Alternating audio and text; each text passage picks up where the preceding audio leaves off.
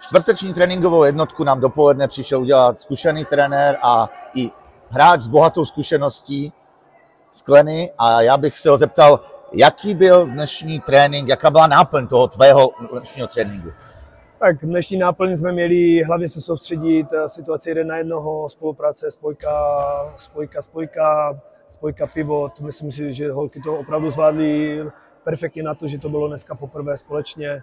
Na konci jsme pilovali 9metrové hody, myslím si, že jim to udělalo trošku radost, byla tam dost srandy na to, jak se dorozumí a myslím, že to bylo super a jenom holkám přeju do sezóny všechno co nejlepší a je to zvládnout tady to, co jsme dneska trénovali, aby to použili dál. Já ti děkuji za trénink, za naši návštěvu. Přeju, ať se tvému týmu v Kopřivnici daří. Jo, taky budu a hlavně zdravotně, ať to my už starší páni vydržíme, ale ještě jednou děkuji. Jo, taky děkuji, ať se vám daří.